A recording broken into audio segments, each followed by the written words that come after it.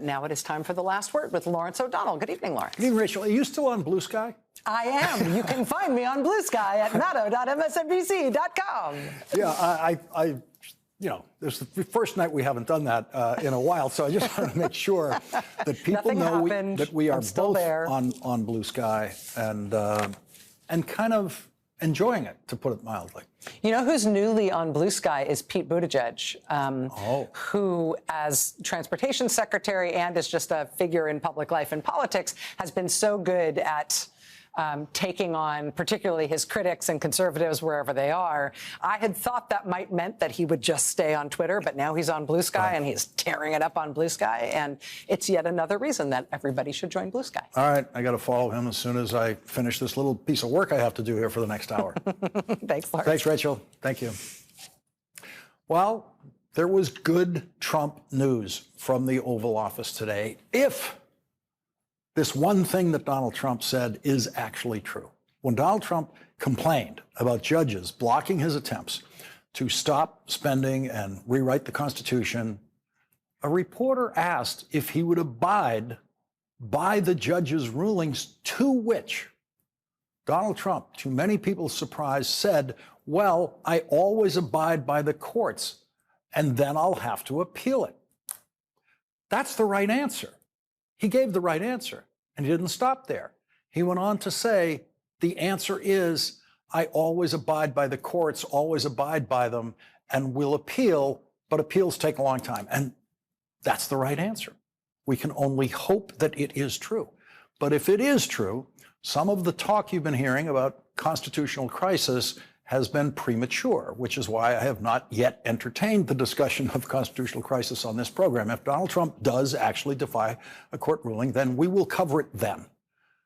But as of now, he's actually saying that he will always abide by court rulings. He could have given a more Trumpian answer like, well, we'll see, but he didn't. And that's it for the good news today. A king visited the Oval Office today, a real king, by which I mean a king who actually governs his country, unlike English kings who can't even govern their families. King Abdullah of Jordan had to sit in the Oval Office and listen to the absurdity of Donald Trump saying that he would take Gaza. King Abdullah knows that Donald Trump will not take Gaza. King Abdullah knows that everything Donald Trump said today about Gaza will not happen. Donald Trump will not take Gaza. He will not take Canada. He will not take Greenland, and he will not take Panama. That is the nonsense that Donald Trump throws out there to try to distract the news media from what he really is doing, which includes literally taking food away from starving babies, from starving children, starving grandparents. And the person who is helping him do that stood over Donald Trump in the White House today, thereby delivering a picture of presidential subservience, the likes of which we have never seen, the most powerless image of a president of the United States ever created by a camera. There it is. In that shot, Elon Musk is doing everything he possibly can to tell the world, without saying a word, that Donald Trump is not the boss of me. Donald Trump is the boss of the other adults in that shot, Stephen Miller and Will Scharf, and that's why they are following Donald Trump's lead on the dress code for the Oval Office, which is the same dress code that has existed for every previous president. Elon Musk owns suits and ties. We've seen him wearing them. But today he decided to do the billionaire thing. I met my first billionaire 25 years ago in Hollywood. It was at a fairly small reception in a private home during the Democratic National Convention in Los Angeles. I was wearing a suit and tie, as was every visitor from Washington in the room. The editor of Time magazine was one notch more casual, wearing a blue blazer and gray slacks and a necktie. The show business billionaire was wearing a T-shirt. Everyone knew that he was the richest person in the room, and he knew they knew. And that meant he could wear whatever he wanted. He could dress like he just walked out of a TV writer's room. And so I saw then that the billionaire power move was being underdressed, violating the dress code, and knowing that you can do it because clothes don't make the man, money makes the man. And today Elon Musk decided that he wanted to outdo all of his fellow tech billionaires who frequently show up in T-shirts, and so he violated another norm of business meetings at the White House and business meetings in a lot of places by bringing one of his 11 children. It was like bringing a dog to the home of a person who hates dogs.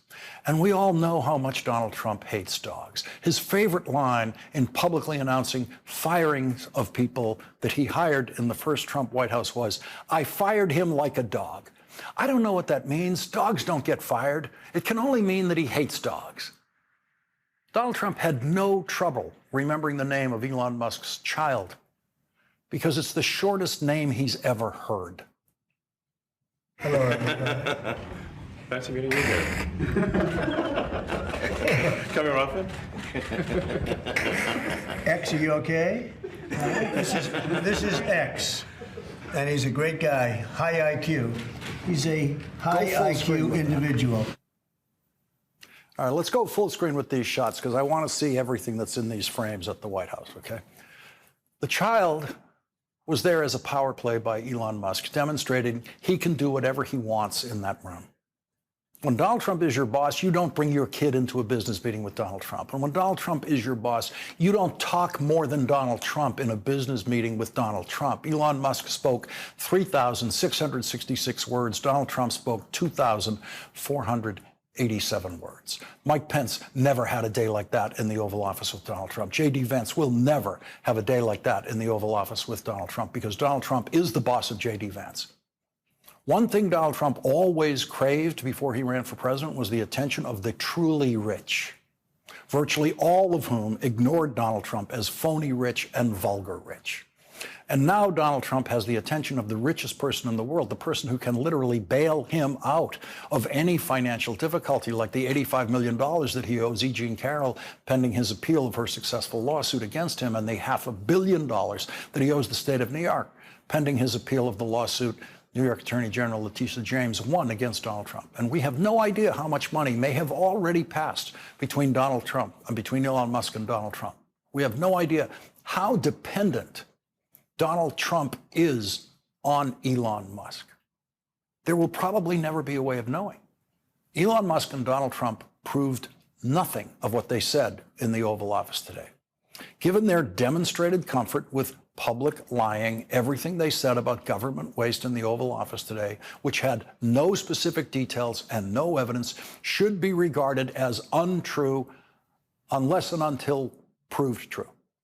As soon as they can show us the billions of dollars, what Donald Trump called today a lot of billions, and Elon Musk called a trillion. As soon as they can show us any of that waste, fraud, and abuse and prove it, I will congratulate them for finding that waste, fraud, and abuse. But so far, they have found absolutely nothing because they have produced no evidence of what they claimed they found today. They did not mention a single name of a single recipient of a single wasted dollar by the American government. They both tried to tell scary sounding stories, corrupt sounding stories, with Elon Musk referring to an unnamed woman who he claims gained a net worth of $30 million just while working for the federal government. And Elon Musk could not imagine how that could happen on a government salary. Now, let's just presume for a moment that there is such a woman whose net worth actually increased to $30 million while working for the federal government. Elon Musk said, "We're just curious as to where it came from.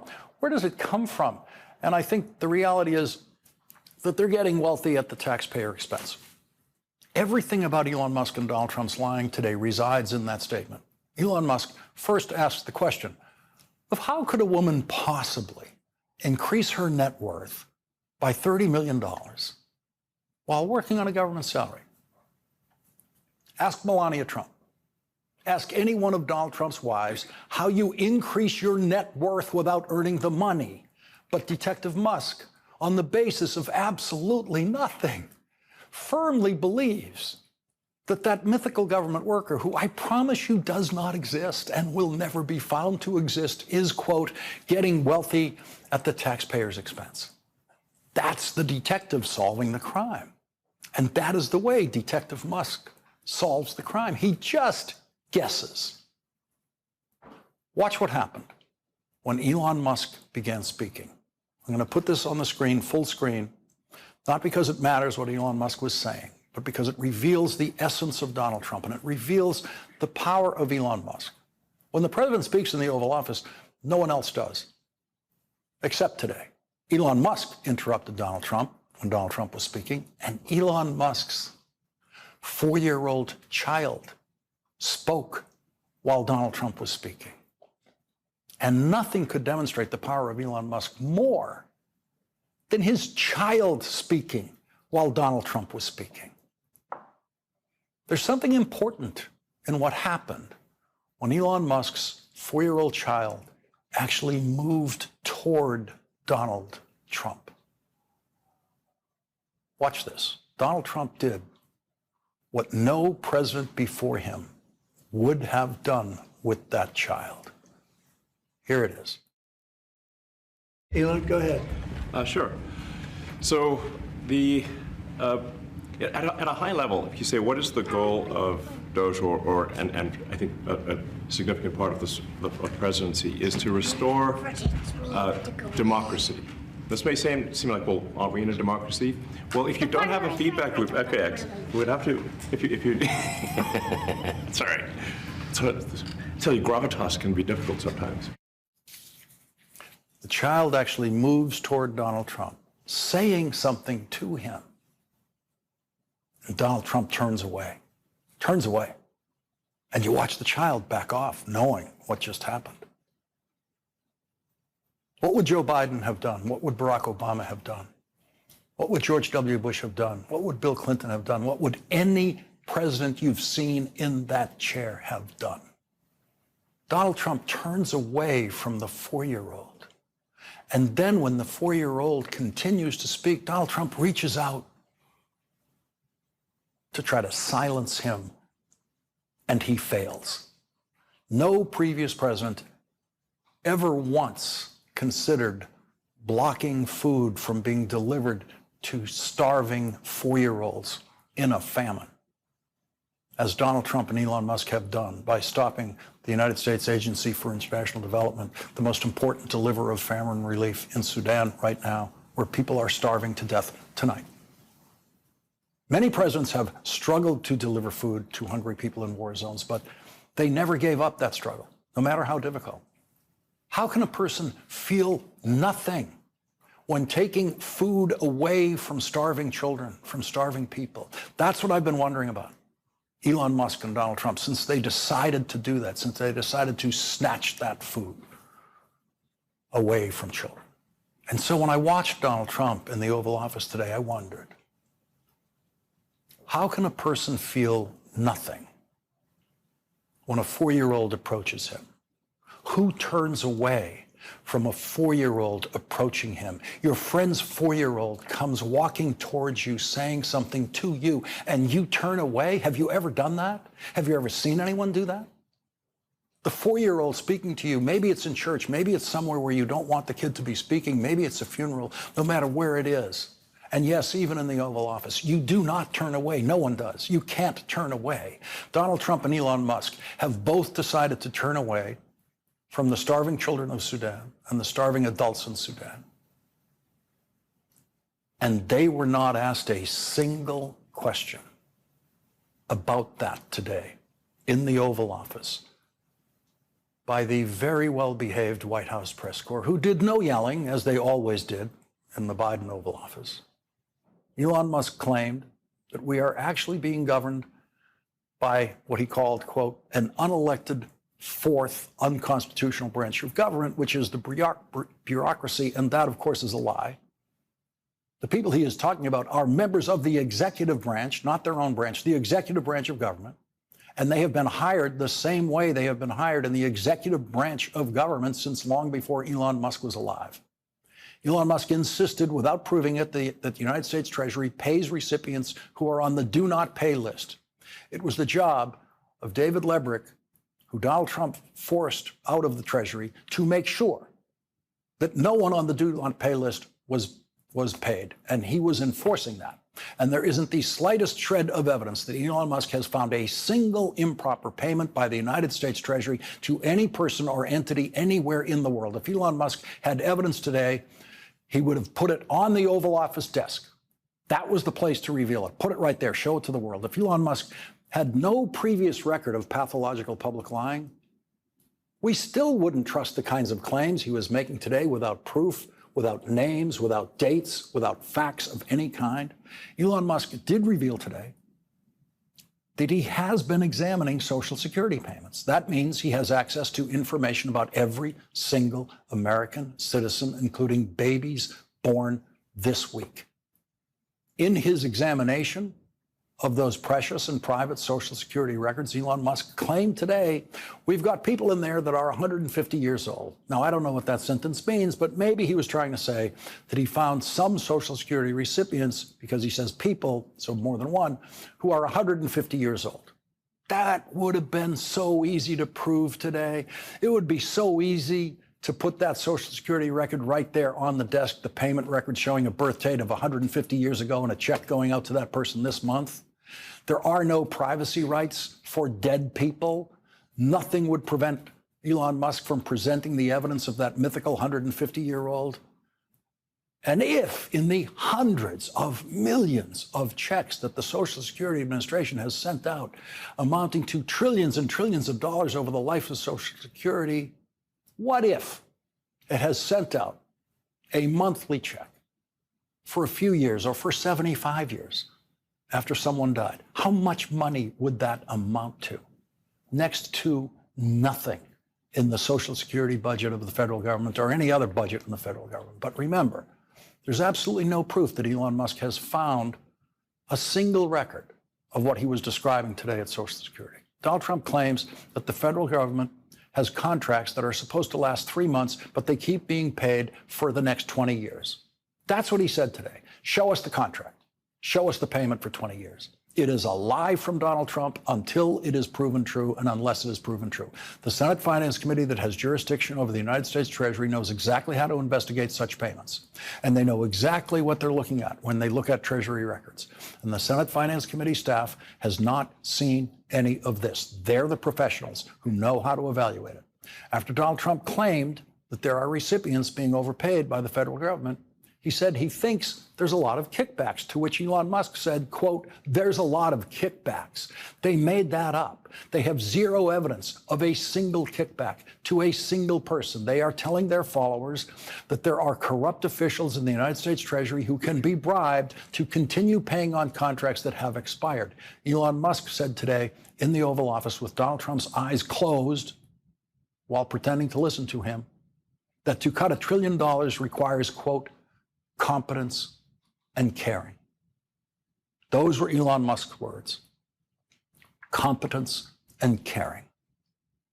Cutting the entire budget of the United States Agency for International Development is not an example of competence or caring.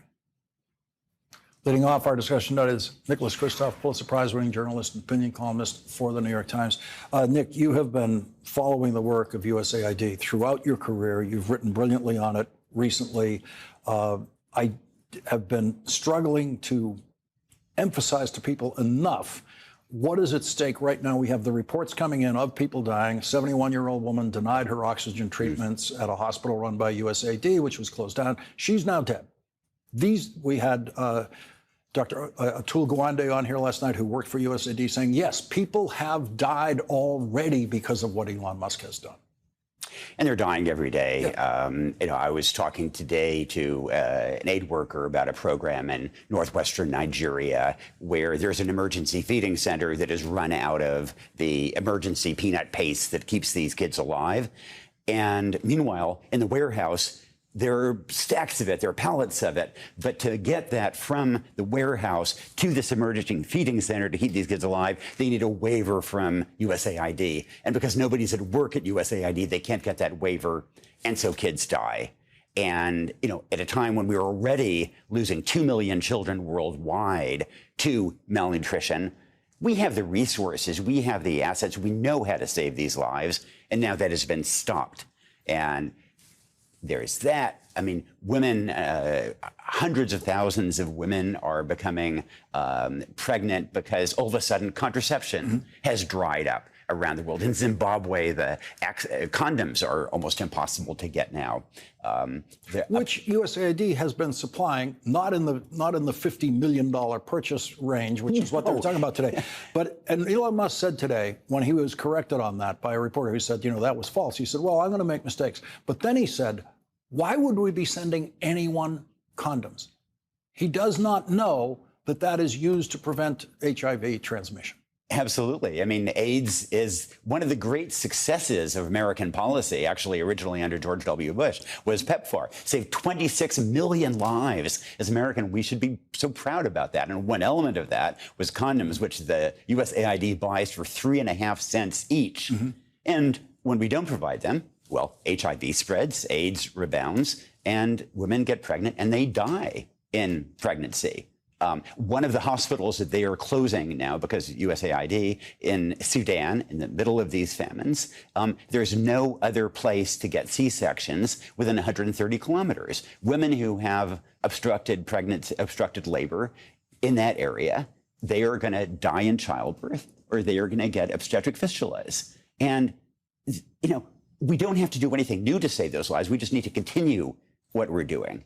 And all this talk about fraud and abuse and, waste, they are $500 million worth of food aid is sitting in ports now and is rotting, is at risk of rotting because there's no one to oversee it, because they've suspended all these people. The counterterrorism people who'd be trying to scrutinize things and making sure that USAID stuff isn't going to potential terrorists, they are at home. I mean, so they have vastly increased the risk of waste and terrorism connections in all their actions, even as they cause children to die of starvation, women to die in childbirth, not get access to contraception.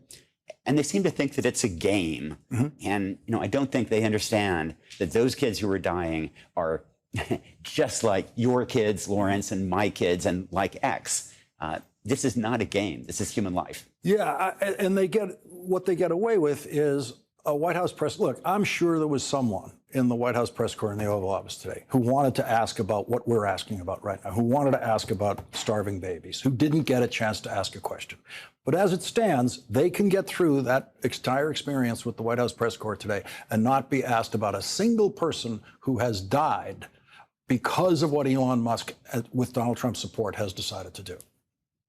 And we in the press, we have to keep pushing them on this because this is where our values and our interests converge. It's not just about our values, although they are enormously important, but we have interests as well. We have an Ebola outbreak right now in Uganda. I spoke to a doctor at the hospital there, and he says that their Ebola response is hugely hampered because USAID is not there.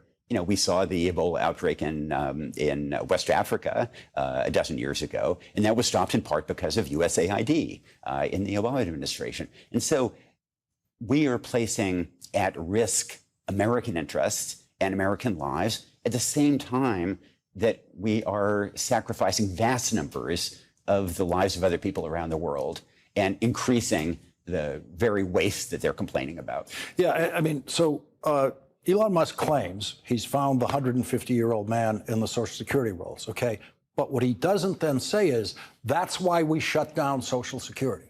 Right. And with USAID, he claims to have found payments that he doesn't like and ideas he doesn't like at USAID.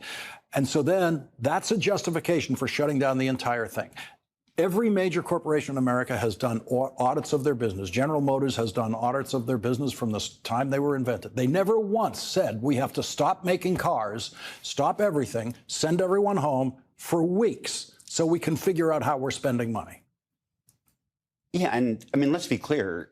Reform of USAID would be welcome. It is a bureaucracy. There is money that is periodically not going to the optimal use. But this is not fixing the problem. This is killing those people who are depending on it. And,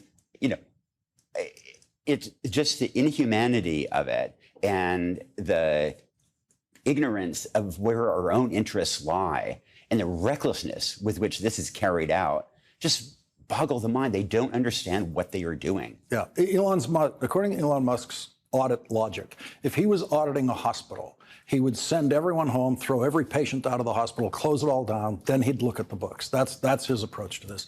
Nick Kristof, thank you so much for helping us with this coverage tonight. Thanks for raising this issue, Lawrence. Really appreciate it. When we come back, even some Republican senators are now saying budget cuts actually have to be made by Congress, not Elon Musk, which came as a surprise to Donald Trump today. Senator Tammy Baldwin of Wisconsin will join us next.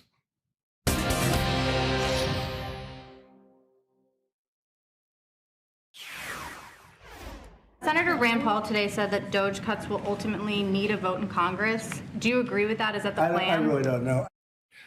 Donald Trump is the only president in history who doesn't know the answer to that question. Joining us now is Democratic Senator Tammy Baldwin of Wisconsin. She's a member of the Senate Appropriations Committee, which has been deciding how much money the federal government has spends since the committee's creation in 1867.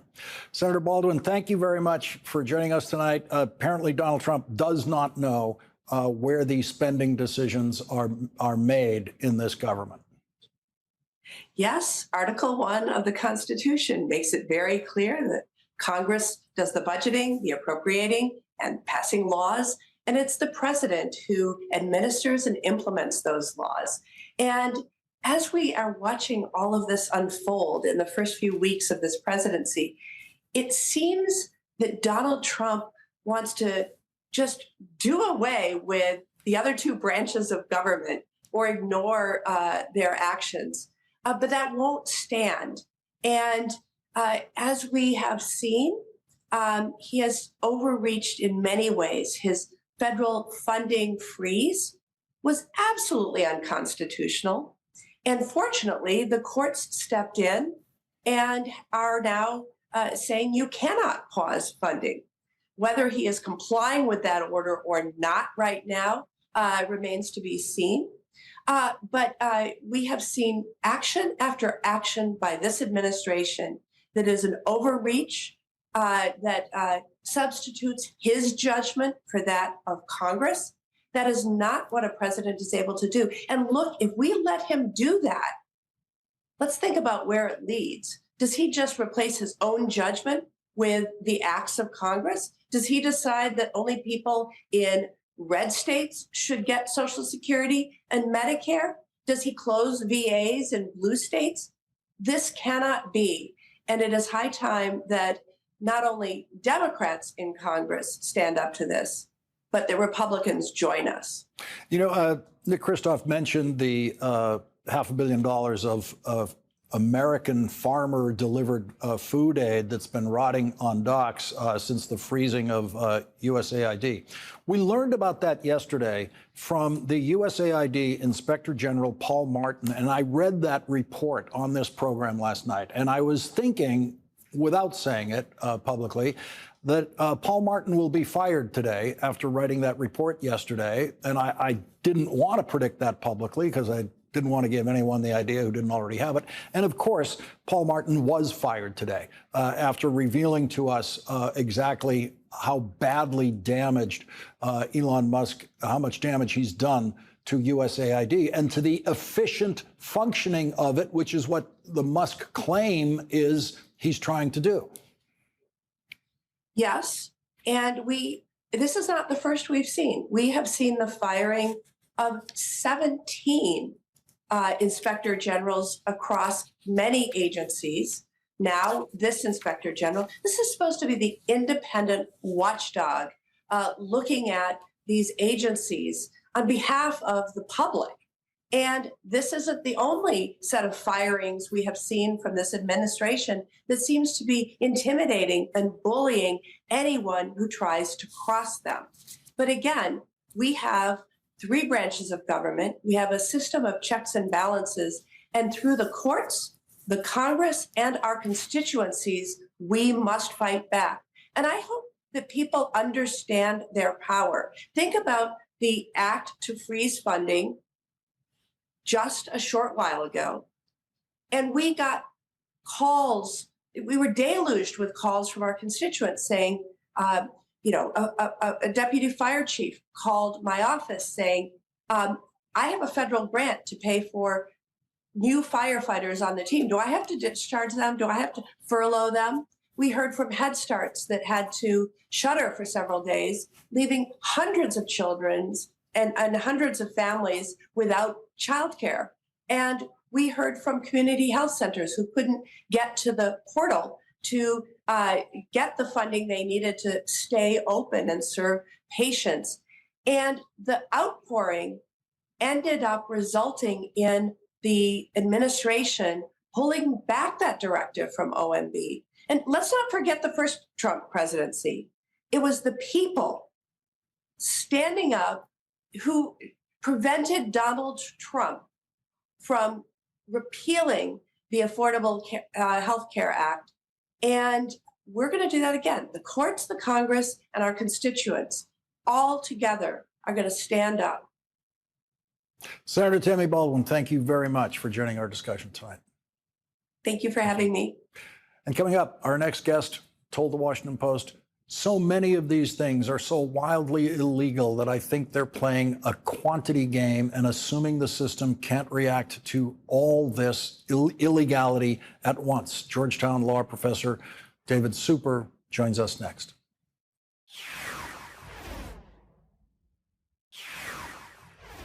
Our next guest, Georgetown law professor David Super, writes, statements from some representatives of the administration seem to imply that executive orders have the force of law and that officials must follow them, even in preference to statutes.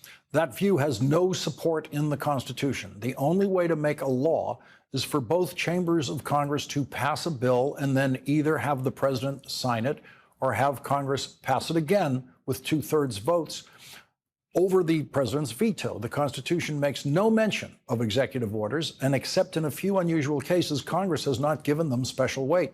It certainly would be unconstitutional and a betrayal of their oath for a federal worker to give executive orders priority over constitutionally enacted statutes. Joining us now is David Super, professor of law and economics at Georgetown University Law Center. Thank you very much for joining us tonight, Professor. Have you ever seen such a clash between law and executive orders? No, never. This is quite unprecedented. This makes Richard Nixon look like a shrinking violet. And as you look at it, with Donald Trump saying in the Oval Office today that he will always abide by court rulings, we're going to have to wait and see how true that turns out to be. What do you see any cases here where Donald Trump actually has the better argument? Not that I've seen, no. Much of what he's doing is not just illegal, but overtly illegal. Some of these situations, they could have done a lot of what they wanted legally and they didn't try. What's an example of the worst illegality that you see here? I mean, I suppose the single worst illegality is trying to cancel birthright citizenship, which is in the first sentence of the first section of the 14th Amendment, plain as day. That's pretty outrageous. But they're ignoring one appropriation statute after another that tells them to spend money and simply impounding it. And when you say there might be ways for them to actually get to some of the goals they want, but they haven't even tried, what would be an example of that? Well, there is authority in law for buyouts of federal employees, but in order to do that, you have to have each agency involved make a plan so they're losing people they don't need and not losing people they desperately do need. There's no authority for this broad brush solicitation of resignations across the whole government. They could have done a buyout if they wanted to within the law, but they did something completely illegal instead. What kind of, Donald Trump said today he can't imagine a judge being presented with illegitimate payment records and deciding that that should be allowed to continue. Of course, no judge has been presented with any evidence whatsoever to support the Trump arguments in any of these cases. No, they've been sweeping with a broad brush. They're saying everything's fraudulent without providing an ounce of proof. The judges have been very clear. If there's something specific that's improper, you can cut it off. But you can't cut off people in need who Congress has said should get money just because you think somewhere, somehow, there might be something wrong. And that moment in the Oval Office today when Donald Trump was asked, someone quoted Rand Paul saying, only the Congress can actually change the budget. Donald Trump said he didn't know. He's the only president who didn't know that that's a congressional power, apparently. Rather striking, as you say, the appropriations clause in the Constitution puts Congress in charge of the people's money, not Elon Musk. Professor David Super, thank you very much for joining us tonight. My pleasure. Thank you. Coming up, the Democrats have a history-making candidate for governor of New Mexico. Former Biden cabinet member Deb Haaland announced her candidacy today, and she will join us next.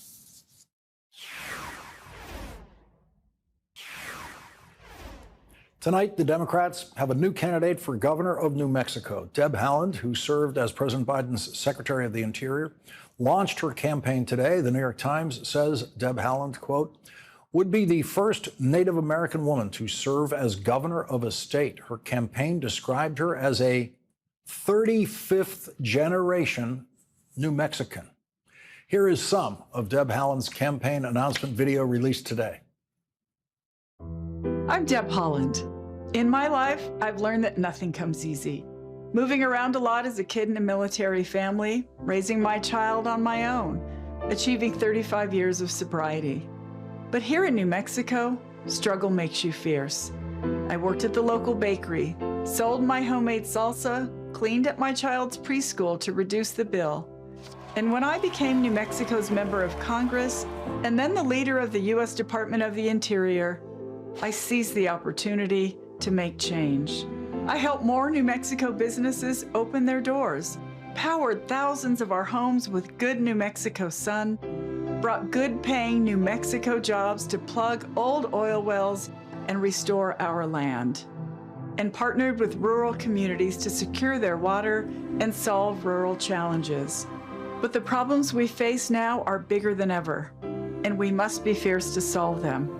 That's why I am running for governor of the great state of New Mexico. Joining us now is Deb Haaland, Democratic candidate for governor of New Mexico. Thank you very much for joining us tonight. Governor Grisham, Democrat, is term limited, so this is an open seat run for governor. Yes. What made you decide to do it, and what do you think will be the #1 voting issue when this election day comes? Lawrence, thanks so much for having me once more. I'm really happy to be here. And look, New Mexicans are struggling right now. In some communities, they don't feel safe. I understand what that struggle is. As I mentioned in my video, I raised my kid as a single mom. Sometimes I didn't know whether I could pay rent and buy groceries in the same month. I feel very confident about the leadership experiences that I've gained over the years, and I'm ready to lead New Mexico. As you go forward with your experience as Secretary of Interior and a Trump government trying to do an across-the-board discretionary spending freeze on everything, what would it mean to New Mexico if that kind of spending freeze that Elon Musk and Donald Trump tried to execute actually held? Well, it would mean that a lot of folks wouldn't get their paychecks, Lawrence. Folks wouldn't be able to pay their bills. And look, they have to keep a roof over their families' heads. Trump is just causing chaos, confusion, and he's actually causing a lot of cruelty to the people of New Mexico with all of these really terrible policies, which are really being made by his rich friends, Elon Musk, who is not even an elected official.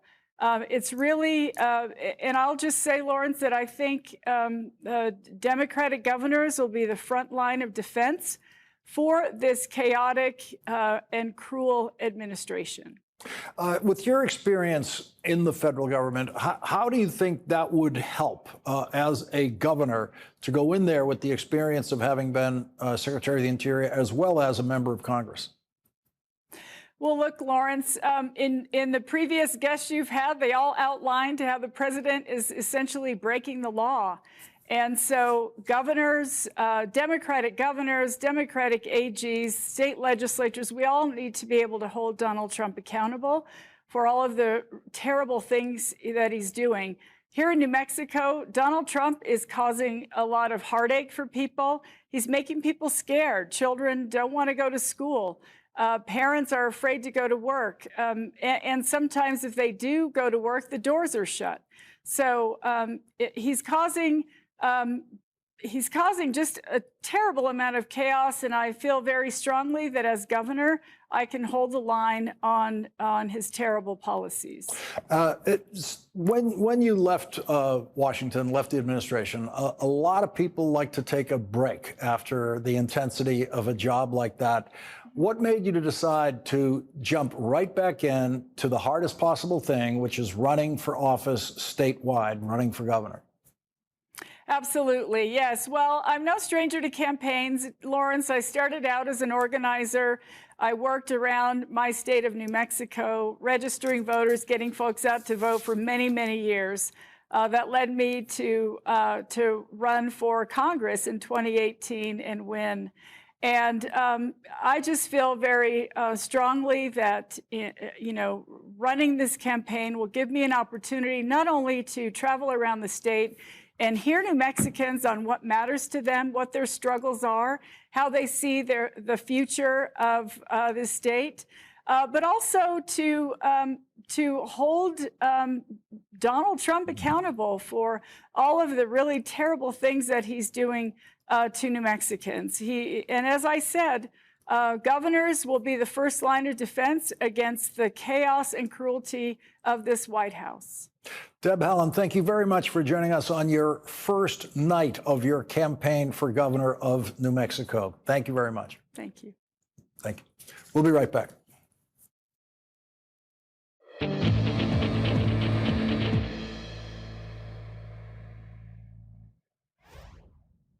Candidate for governor of New Mexico, Deb Haaland, gets tonight's last word.